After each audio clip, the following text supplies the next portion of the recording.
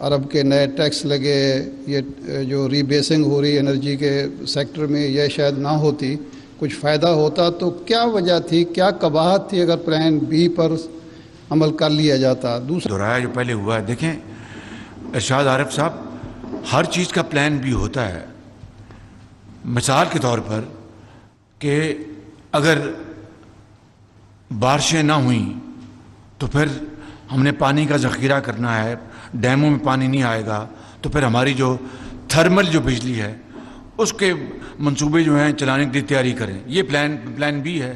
और अगर बारिशें होती हैं, डैम भर जाते हैं पानी का, तो थर्मल का जो आपके प्लांट्स है वो चलाने की ज़रूरत नहीं है।